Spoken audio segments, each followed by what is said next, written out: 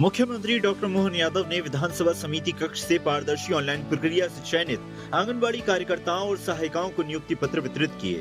प्रदेश में अब तक 1091 आंगनबाड़ी कार्यकर्ता और 10,984 सहायिकाओं की नियुक्तियां हो चुकी हैं, जबकि पोर्टल पर 3.99 लाख से ज्यादा आवेदन मिले हैं।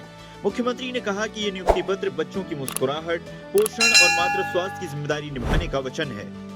आज महिला बाल विकास द्वारा अपने आंगनबाड़ी की ये नई चयन प्रक्रिया के अंतर्गत ऑनलाइन न केवल उनका चयन किया गया, बल्कि नियुक्ति पत्र दे करके शुचिता, पारदर्शिता के आधार पर कई सारी हमारी आंगनबाड़ी और सहायिका बहनों को नियुक्ति पत्र प्रदान करके एक कार्यक्रम में बुला करके विधानसभा के अंदर ये कार्यक्रम किया गया। सीएम डॉक्टर मोहन यादव ने कहा कि माननीय प्रधानमंत्री नरेंद्र मोदी के मार्गदर्शन में बहनों को प्रोत्साहित करने के लिए प्रदेश में अनेक योजनाएं संचालित की जा रही हैं। मध्य प्रदेश में पहली बार आंगनबाड़ी कार्यकर्ताओं की पूर्णतः ऑनलाइन और पारदर्शी भर्ती प्रक्रिया लागू की गई है, जिसके माध्यम से योग्य बहनों का चयन हुआ है। हमारी सरकार ने ये पहली बार नवनियुक्त आंगनबाड़ी कार्यकर्ताओं सहायिकाओं के माध्यम से ऑनलाइन पारदर्शी प्रक्रिया अपनाई, जिसके माध्यम से योग्य बहनें हमारी निकल गई है। ये वास्तव में नियुक्ति पत्र नहीं, ये वचन पत्र है, जो हमारा आपका कमिटमेंट है। इसके माध्यम से भविष्य में हमारे लिए स्वास्थ्य, सुरक्षा, शिक्षा, इन सारी चीजों की गारंटी अगर कोई है तो आपके माध्यम से। मुख्यमंत्री डॉक्टर मोहन यादव ने भोपाल निवास पर भारतीय जनता पार्टी विधायक दल की बैठक में प्रदेश में चल रहे विकास कार्यों की प्रगति और आगामी 3 सालों की कार्य योजना पर चर्चा की। बैठक में मतदाता सूची के विशेष गहन पुनरीक्षण कार्य को प्राथमिकता देने, 2 सालों की उपलब्धियों पर कार्यक्रम करने और जिला स्तर पर अलग अलग समितियों में नवीन नियुक्तियों की प्रक्रिया पर भी बातचीत हुई। भोपाल के इंदिरा गांधी राष्ट्रीय मानव संग्रहालय परिसर में राष्ट्रीय बाल रंग 2025 समारोह का समापन हुआ, जिसमें मुख्यमंत्री डॉक्टर मोहन यादव ने हिस्सा लिया। सीएम ने कहा कि भारत विभिन्न संस्कृतियों का देश है और बच्चों के बीच संस्कृति का आदान प्रदान होने से राष्ट्रीय एकता और सद्भाव की भावना मजबूत होती है। ये राष्ट्रीय बाल उत्सव एक भारत श्रेष्ठ भारत यशस्वी प्रधानमंत्री की कल्पना के अनुसार जोरदार अभिनंदन श्रीमान नरेंद्र मोदी जी का करें।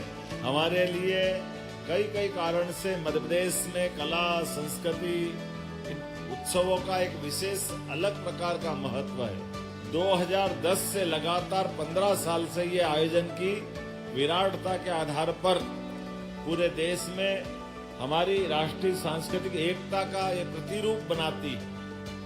एक होम राशन की एसआरएस प्रक्रिया में देश में मध्य प्रदेश पहले स्थान पर रहा है, जबकि स्पॉन्सरशिप योजना में दूसरे स्थान पर है, जिसमें 20,243 बच्चों को फायदा मिला है।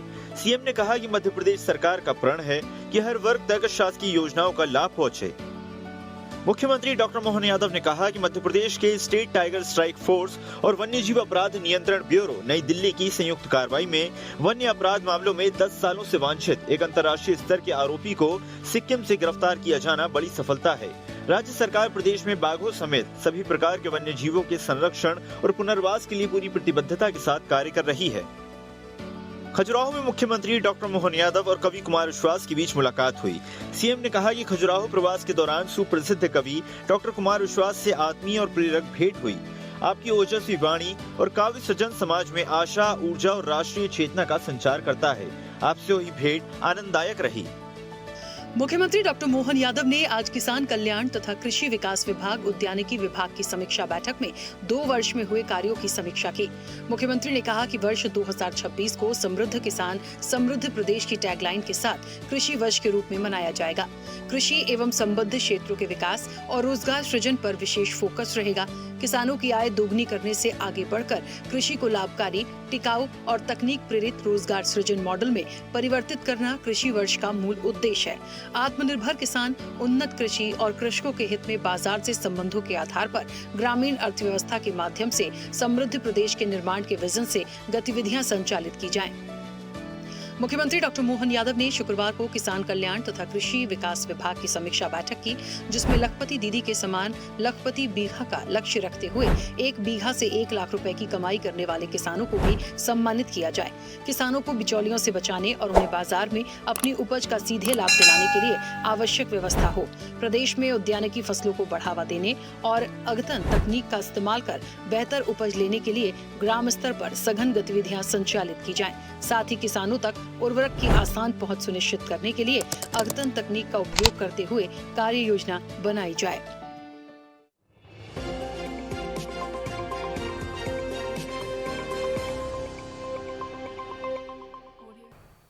ऐसे ही वीडियोस के लिए लाइक करें, शेयर करें, फॉलो करें। YouTube पर जाकर सब्सक्राइब कर बेल आइकन दबाना ना भूलें और ताजा अपडेट्स के लिए SwadeshLive.com पर जरूर जाएं।